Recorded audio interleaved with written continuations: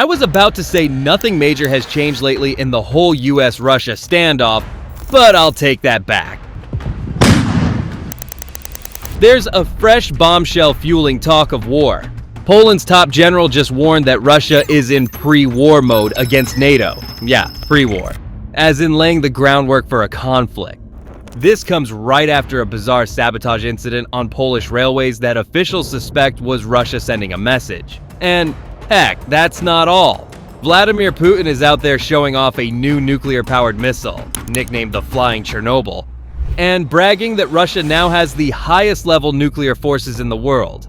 Basically, a World War III warning aimed at the West. Meanwhile, Trump, yes, the Donald, has been pushing a secret peace plan to end the Ukraine war in consultation with Russia. But that plan kind of sounds like it gave Putin almost everything he wanted, and Putin still wasn't sold. So now Trump's getting impatient and even warning Putin he's got limited time. Agree to a ceasefire or face consequences. In short, things are heating up on multiple fronts. Either we're inching toward a war, or it's all high-stakes theater. Today we're breaking it down piece by piece without any spin. So here's the plan. I'm going to ask ChatGPT to tackle 3 big questions one by one. First, we'll dive into that Polish general's warning and what pre-war mode really means. Next, we'll look at Putin's nuclear posturing and those risky military provocations. Are they bluffing or are we on the brink? Finally, the million-dollar question. I'll get a straight-up answer on whether the United States and Russia are actually going to war or not. I'm recording this after chatting with the AI, and trust me, ChatGPT did not hold back. Oh, and a quick but huge disclaimer. We're not here to predict the future with certainty or stir up panic. We're using publicly available facts and expert analysis. No wild conspiracy stuff, just the context and the facts. In other words, this is ChatGPT's analysis, not some crystal ball prophecy. As always, if you appreciate this kind of no-nonsense breakdown, smash that like button, subscribe to the channel, and share this video. It really helps more people find it. Thank you in advance. Time to get into it. Question number 1. Is Russia really in pre-war mode, and how close are we to conflict? Alright, ChatGPT knows the drill. Be clear, straightforward, no bias, and with zero sugarcoating. So first up is that warning from Poland.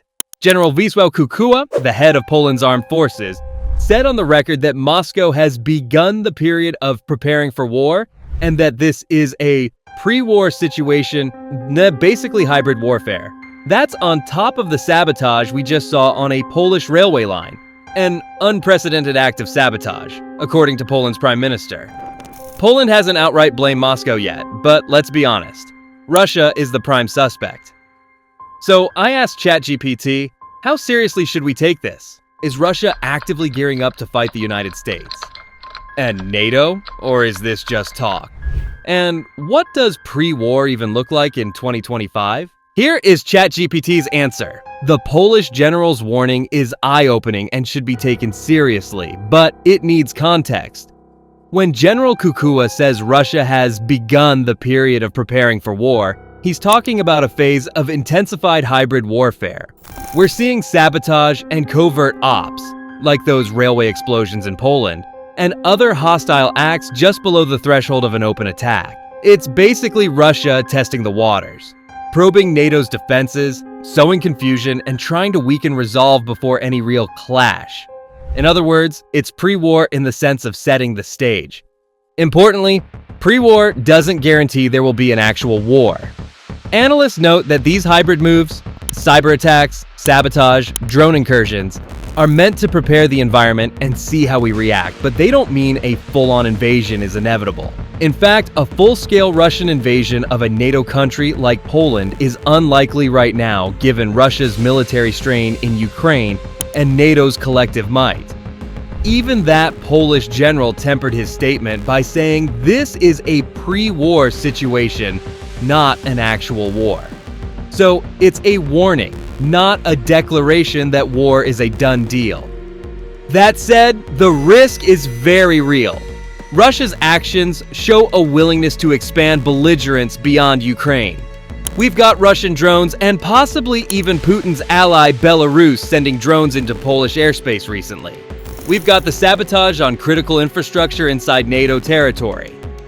And NATO leaders are openly comparing the current climate to some pretty dark historical moments.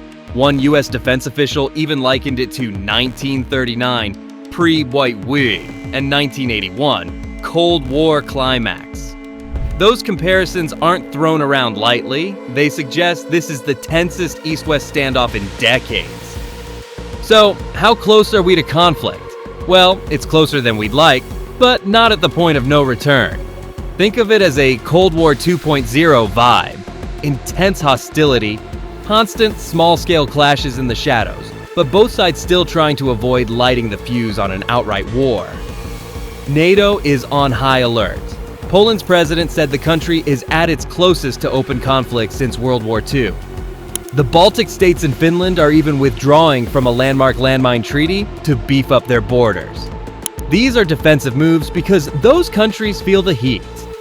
The bottom line, according to ChatGPT's analysis, Russia does appear to be preparing for the possibility of war, and it's definitely raising the risk of a US-Russia-NATO clash through these aggressive Phase Zero operations. But as of now, it's not inevitable. It's a dangerous chess game of deterrence and brinksmanship. War could still be averted if neither side miscalculates, but the margin for error is getting thinner. Alright, let that sink in for a moment. So basically, Russia is pushing the line without openly crossing it, yet, and NATO is on guard. It's like we're in a slow-motion Cuban Missile Crisis, spread out over months. ChatGPT is saying this pre-war mode is real, but it's not a guarantee of all-out war unless someone really messes up. Honestly, that's both reassuring and worrying. Reassuring that nobody's launching missiles tomorrow, but worrying because one bad move could all change that. Now, if you want to support the channel, please give this video a thumbs up. Thank you very much. Okay, let's move on. We've looked at the covert stuff. Now it's time to talk nukes and provocations. Question 2. What's with Putin's nuclear threats and war provocations? Bluff or real deal? Okay, for our second big question, we have to address the elephant in the room. Putin's nuclear saber-rattling and those bold military moves. In late October, Putin tested a new nuclear-powered cruise missile, the one dubbed the Flying Chernobyl, and then bragged that Russia now has the highest level of nuclear forces in the world. He basically gave a speech that amounted to a World War III warning to the West. On top of that, Russian forces have been violating NATO airspace, flying jets or drones into places like Estonia, Romania, and Poland to test NATO's reaction. NATO called this pattern irresponsible and escalatory, warning that it risks miscalculation and endangers lives. Even the Polish PM, as we mentioned, said Poland hasn't been this close to conflict in decades. So I asked ChatGPT, is Putin actually preparing to go toe-to-toe with the US and NATO? Or is he just flexing to scare us off? In other words, how real is the threat of a direct war initiated by Russia right now? ChatGPT's answer: Putin's nuclear threats and military provocations are strategic brinkmanship. They're meant to intimidate and deter the US and its allies, but they're not necessarily a sign he wants an actual direct war. Let's break it down. When Putin flaunts a game-changing nuclear missile and says he has the top nuclear forces, he's reminding Washington and NATO that any direct conflict with Russia could go nuclear. A classic deterrence move. It's basically him saying, think twice before you get any ideas, because we can hit back with horrifying power. It's bluster with a purpose, to make Western leaders and publics fear escalation, and maybe pressure their governments to be more cautious in helping Ukraine or confronting Russia.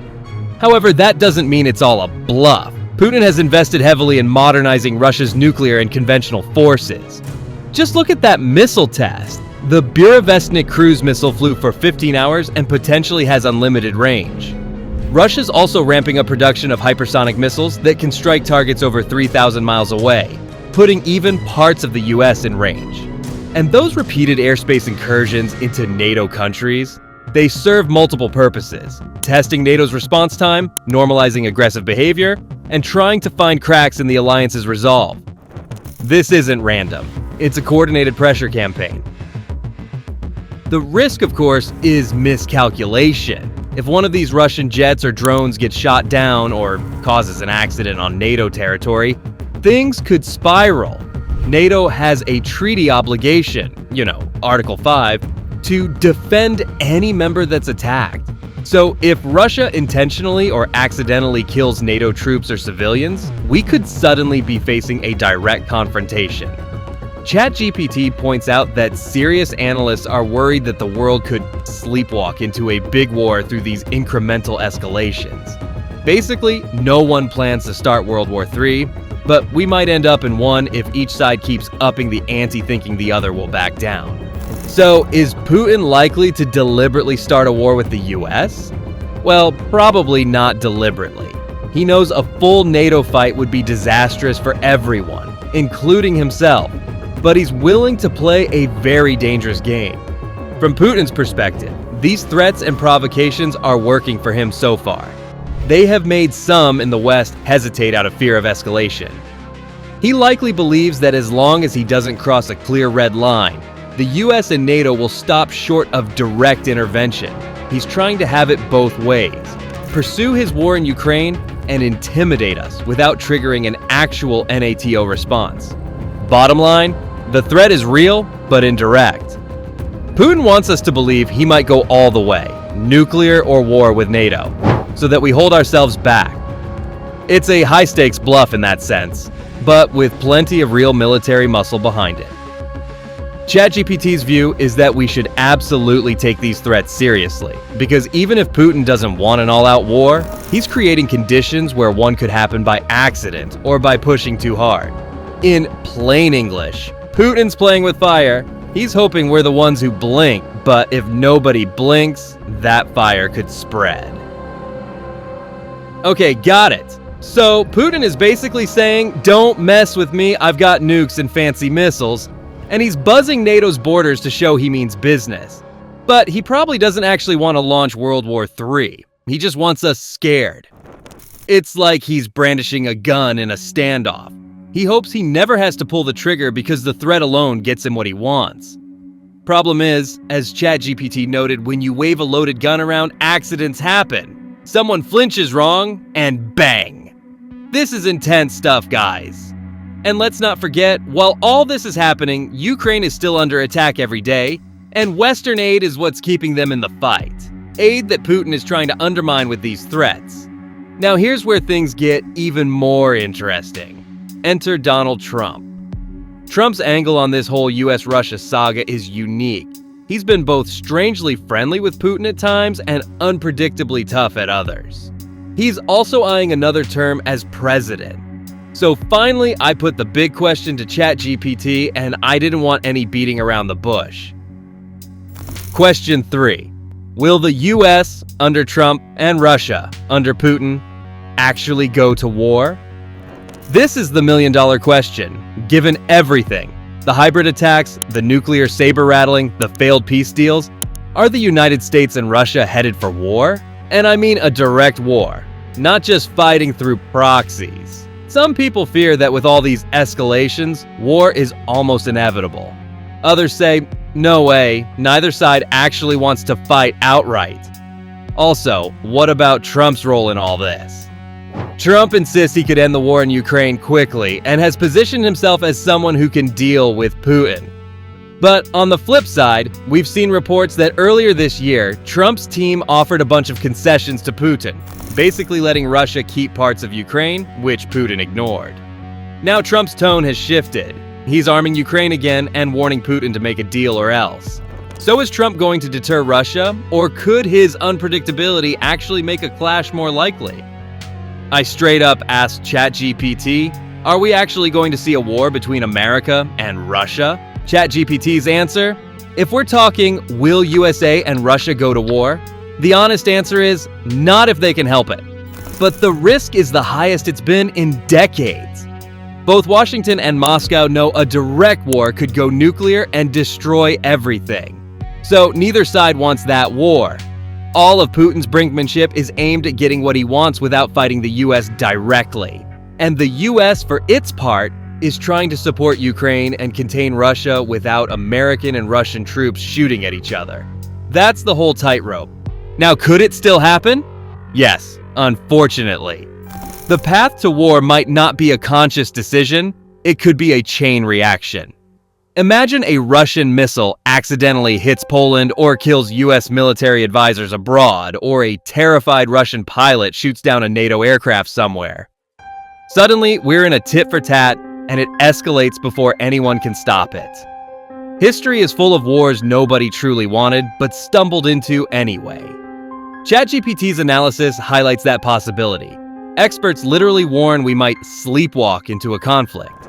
Right now, we're walking that line. What about Trump and Putin specifically? Interestingly, Trump's presence could cut both ways. On one hand, Trump has a personal rapport with Putin, at least superficially, and has been outspoken that he doesn't want war with Russia. He often says the conflict in Ukraine would never have happened if he were in charge, and that he'd make a deal quickly. In theory, a US president who is friendly with Putin might lower the chance of direct confrontation. We saw in Trump's first term there was a lot of rhetoric, but no direct military clash with Russia. Trump even held off on really harsh rhetoric about Putin, focusing on getting along. On the other hand, Trump's approach can increase long-term risks. Early in his new term, or hypothetical term, he was so eager to please Putin that he offered concession after concession, letting Russia keep conquered chunks of Ukraine, pulling back criticism of Russia's war crimes, even floating recognition of Crimea as Russian. That might have signaled weakness or division in the West. Some analysts think that kind of approach emboldens Putin. Why compromise if the US is giving you everything? And indeed, Putin did not budge or make peace. Instead, he kept fighting, probably figuring he could get even more. So Trump eventually had to reverse course. He started arming Ukraine again and talking tougher when Putin didn't play along. This flip-flop could be dangerous. If Putin believes Trump will avoid confrontation at almost any cost to preserve that friendship or an isolationist stance, Putin might take bigger gambles. Conversely, if Trump feels personally betrayed or embarrassed by Putin's defiance, imagine offering a deal and Putin snubs him, Trump could react unpredictably or aggressively out of anger. Remember, this is the same Trump who one day says fire and fury about North Korea, and the next is best friends with Kim Jong-un. With such volatility, miscommunications or sudden hardline moves are entirely possible. So ChatGPT's take is, a direct USA-Russia war is still unlikely by design. Both sides will keep trying other ways to achieve their goals. But the myriad of proxy fights, close calls, and political maneuvering create a landscape where war could erupt, even by mistake. The involvement of strong personalities like Trump and Putin adds another layer of unpredictability. Trump might broker a peace deal, or he might undermine NATO unity or provoke a crisis if things don't go his way. Putin might restrain himself if he thinks Trump will hand him a win diplomatically, or he might push even harder, thinking the US under Trump won't respond forcefully. Okay, the final verdict. Are they going to war? Well, probably not deliberately, and certainly not if sane heads prevail. But we're in a moment where the unthinkable has become more thinkable. The fact we're even asking this question seriously shows how dangerous the situation is. ChatGPT basically says it's a tense stalemate. Both sides are arming up and talking tough, but also holding back just enough to avoid crossing the line. Whether that line holds will depend on diplomacy, luck, and whether leaders like Trump and Putin make smart choices or disastrous ones in the crunch moments. And here you have it. In a nutshell, nobody sane wants World War III, but they're all acting in ways that could accidentally start it. It's like we're watching two guys dancing on a tightrope with no safety net. They might not intend to fight, but one slip and it's free fall. ChatGPT's honest take is cautious. War isn't inevitable yet, but we're closer to the brink than we've been in a long time.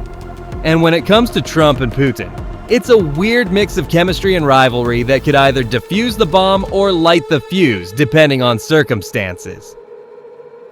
What do you think? Are we headed for a showdown? Let me know in the comments. If you found today's video informative, please hit that like button and subscribe for more. It really helps support this channel. And hey, if you want to go even deeper, check out the next video. Thanks for watching, and I'll see you over there in just a moment.